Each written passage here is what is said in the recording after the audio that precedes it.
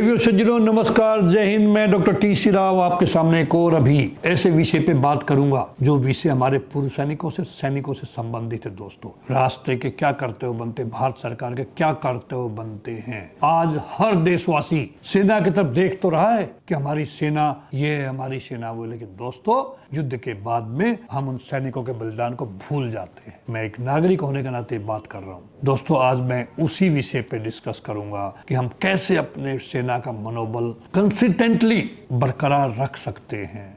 दोस्तों, सेना राष्ट्र की ढाल है। सैनिकों का सम्मान ही राष्ट्र का सम्मान है। जब राष्ट्र युद्ध की अग्नि में तप रहा होता है तब हर भारतीय की जुबान पर जय जवान होता है। सेना की बहादुरी और बलिदान की कहानियां हर घर में गूंजती हैं, लेकिन जैसे ही युद्ध विराम होता है और शांति की हवा बहने लगती है, वही सैनिक समाज और तंत्र की उपेक्षा का शिकार होता है। देश का वह रक्षक जो सीमाओं पर 50 डिग्री तापमान से लेकर -50 डिग्री तक डटा रहता है, उसे आम दिलों में प्रशासनिक दफ्तरों, अदालतों, अस्पतालों और पुलिस थानों में अपमान सहना पड़ता है। दोस्त, आज का भारत एक तरफ तो $5 ट्रिलियन की अर्थव्यवस्था बनने जा रहा है और दूसरी ओर अपने फौजियों को बोझ समझता है। दोस्तों, इस वीडियो में हम बात करेंगे विरोधाभास, सैनिकों की उपेक्षा और युद्धों की निर्णायकता के दुष्परिणामों पर रोशनी डालता है। दोस्तों, युद्ध काल में फौजी को जय जयकार और शांति में उपेक्षा, जब संकट आता है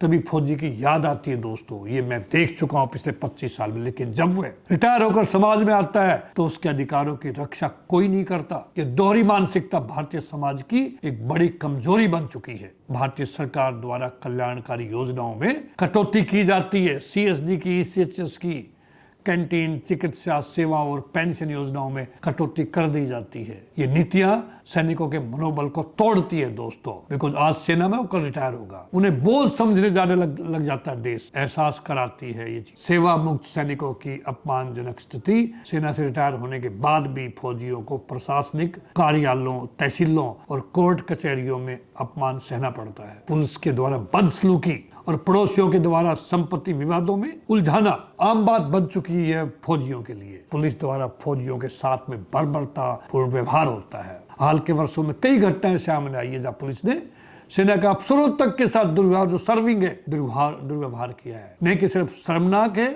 बल्कि देश की आंतरिक सुरक्षा के लिए भी एक खतरा है। नेताओं के स्वार्थ से सैनिकों की जान की कीमत लगाई जाती है। राजनीतिक इच्छा शक्ति की कमी, अहंकार और वोट बैंक की राजनीति के कारण हमारे सैनिकों को युद्ध के मैदान में जान गंवानी पड़ती है। ये एक प्रकार की राजनीतिक बलि बन चुकी है। दोस्तों, युद्ध मानवता के विरुद्ध अपराध है, सबको पता है। युद्ध ने कभी समाधान रहा है, न रहेगा। ये विनाश, असहायता और पीड़ा का कारण बन चुका है। एक शांति प्रिय राष्ट्र को कभी भी युद्ध का विकल्प नहीं बनाना चाहिए। आर्थिक महाशक्तियां भारत को रोकना चाहती हैं। आज विश्व की बड़ी शक्तियां नहीं चाहती कि भारत विश्व की चौथी सबसे बड़ी अर्थव्यवस्था बने। युद्ध थोप कर भारत की वृद्धि को रोका जा रहा है। दोस्तों, युद्ध से विकास की गंगा सूख जाती है। युद्ध के कारण हर क्षेत्र प्रभावित होता है, चाहे व्यापार हो, पर्यटन हो, शिक्षा हो, उद्योग हो। जितना खर्च हथियारों पर होता है उतना यदि शिक्षा और स्वास्थ्य में हो तो भारत एक महाशक्ति बन सकता है। यूक्रेन से हमें सबक लेना चाहिए। यूक्रेन का उदाहरण हमारे सामने है। किसी देश ने उसे बचाने के लिए सैनिक नहीं भेजे। दोस्तों, भारत को समझना चाहिए कि आत्मनिर्भरता और अपनी सेनाओं का सम्मान ही सबसे बड़ा रक्षक है। सेना का मनोबल ही सीमा सुरक्षा की गारंटी है। यदि सैनिक का मनोबल ऊंचा है तो दुश्मन कभी सीमा पार नहीं कर सकता। इसलिए उसके कल्याण, मान सम्मान और सभी सुविधाओं में कटौती नहीं की जानी चाहिए। युद्ध में फंसे देश कभी उन्नति नहीं कर पाए। इतिहास गवाह है दोस्तों इस चीज का। जो राष्ट्र लगातार युद्धों में उलझे हैं वह शिक्षा, स्वास्थ्य, तकनीक, विज्ञान आदि में पिछड़ गए हैं। पाकिस्तान और अफगानिस्तान इसके ज्वलंत उदाहरण हमारे सामने। सैनिकों के बलिदान का देश का ऋण माना जाए। भारत को चाहिए कि अपने वीरों को केवल वीरता पदक ही नहीं बल्कि सम्मानजनक जीवन भी दे। उनकी पत्नी, बच्चे और माता पिता के अधिकारों की रक्षा अनिवार्य है देश के लिए। फौजी कोई नौकरी नहीं है दोस्तों, एक जीवन दर्शन है। सेना में सेवा करना कॉलिंग है, ये बलिदान, अनुशासन और कर्तव्य का प्रतीक है। इसे एक पेशा समझना या कमतर आंकना देश की अस्मिता का अपमान है। समाज की मानसिकता में बदलाव जरूरी दोस्तों। आज के दिन फौजियों को आम नागरिक की तरह मत देखिए, ये असाधारण हैं, असाधारण कार्य करते हैं। उनके साथ पुलिस प्रशासन और समाज को सम्मान और सहयोग की भावना रखनी चाहिए। सैनिकों की पेंशन, चिकित्सा, पुनर्वास योजनाओं को मजबूती से लागू किया जाए। सेवानिवृत्त सैनिकों के लिए विशेष योजनाएं सरकार को बनानी चाहिए। वन रैंक वन पेंशन जैसे मुद्दों पर गंभीरता से काम करना चाहिए। टाइम टाइम पे उनको इम्प्लीमेंट करें, हालांकि सरकार करती आ रही है। मीडिया की भूमिका सैनिक सम्मान बढ़ाने में बहुत कामयाब हो सकती है। टेलीविजन, सोशल मीडिया, फिल्में आदि में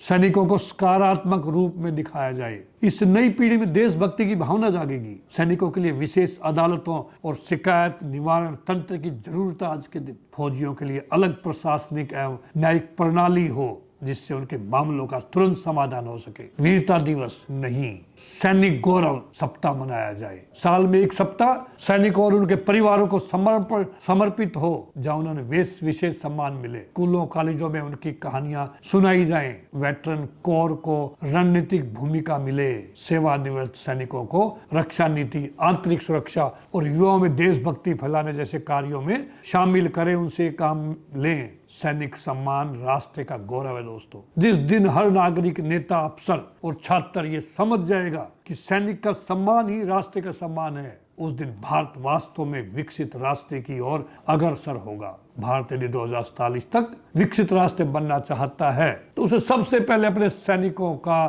सम्मान करना सीखना होगा। सम्मान में बढ़ोतरी करनी होगी। सीमाओं की सुरक्षा से लेकर के प्राकृतिक आपदाओं और आतंकवाद से लड़ने तक हर मोर्चे पर खड़े रहने वाला ये सैनिक राष्ट्र का गौरव है। युद्ध किसी भी समस्या का हल नहीं है, लेकिन यदि युद्ध थोप दिया जाए तो जीत उन्हीं की होती है जिनका मनोबल मजबूत होता है। और भारतीय सेना का मनोबल आज के दिन है। फौजी सिर्फ देश की रक्षा नहीं करता, वे देश के सम्मान, चरित्र और अस्तित्व का प्रतीक होता है दूसरे देशों के लिए। यदि हम आज भी सैनिकों का सम्मान नहीं करेंगे तो आने वाली पीढ़ियां हमें माफ नहीं करेगी। दोस्तों, मैं एक पूर्ण सैनिक होने के नाते, राष्ट्रीय शहीद फाउंडेशन का संयोजक होने के नाते, पिछले 25 साल सैनिकों की सेवा में देने के बाद मैंने महसूस किया है कि सैनिकों की बहुत अनदेखी हो रही है। चाहे राजनीति हो, चाहे प्रशासनिक सेवाएं हो, चाहे और क्षेत्र हो, हर जगह उनकी अवहेलना होती है, उनको इग्नोर किया जाता है। मैं खुद इसका विक्टिम हूँ दोस्तों। कोशिश की, बिजनेस स्टैब्लिश किया, पूर्व सैनिकों का कल्याण में लगा हुआ हूं और मैं करता रहता हूं। लेकिन भारत सरकार से, भारतीय नागरिकों से मेरा निवेदन है, आज भी अगर हम संकल्प ले लेते हैं कि जब भी कोई पूर्व सैनिक मिले, उसका परिवार मिले, शहीद का परिवार मिले, सैनिक मिले, सैनिक वर्दी में है, तो हम उनका मनोबल बढ़ाने के लिए कोई कमी नहीं छोड़ेंगे। उनकी सम्मान करने में कोई कमी नहीं छोड़ेंगे, उनकी सेवा करने में कोई कमी नहीं छोड़ेंगे। अगर दोस्तों हमारी सेना मजबूत है तो देश मजबूत, हमारे बॉर्डर सुरक्षित है तो हम सुरक्षित हैं, हम चैन की नींद सो सकते हैं, उद्योग स्थापित कर सकते हैं, बिजनेस बढ़ा सकते हैं। अगर हमारे बॉर्डर सुरक्षित नहीं है, हमारी सेना मजबूत नहीं है, हमारे सेना का मनोबल मजबूत नहीं है, तो देश तो वही हाल हुए जो आपने दुनिया के इतिहास को पढ़ के देखो। आप खत्म हो गए। जो देश सैनिक का, शहीदों का, सैनिक के परिवारों का और पूर्व सैनिकों का सम्मान नहीं करते, उन देशों का अस्तित्व मिट गया है। मैं सभी देशवासियों से आज आह्वान करूंगा कि हम जुट जाएं। भारतीय सेना बॉर्डर पे आपको सुरक्षित रखे हुए है, कोई चिंता करने की जरूरत नहीं। पाकिस्तान तो चींटी के समान है भारतीय सेना के सामने। भारतीय सेना दुनिया की सबसे बड़ी सेनाओं में दूसरे नंबर पे है। भारतीय सैनिक नंबर 1 है आज इंडिया में। अगर आप बात करें बुद्धि की, बात करें फिजिक की, बात करें साहस की, बात करें भक्ति की, राष्ट्र भक्ति की, भारतीय सैनिक सर्वोपरि है आज दुनिया की सेनाओं के अंदर। दोस्तों, इसी के साथ में मैं पूर्व सैनिक डॉक्टर टी.सी. राव आपसे विदा लेता हूं। अगर मैंने ठीक बातें कही हो तो आज आप संकल्प ले, जुट जाएं आज से ही, और इस वीडियो को आगे भी फॉरवर्ड करें ताकि और देशवासियों को भी पता लगे कि कहां चूक हो रही है। पूर्व सैनिकों के लिए, सैनिकों के लिए जो सेना में तैनात है, बॉर्डर के ऊपर हैं। इसी के साथ दोस्तों, नमस्कार, जय हिंद।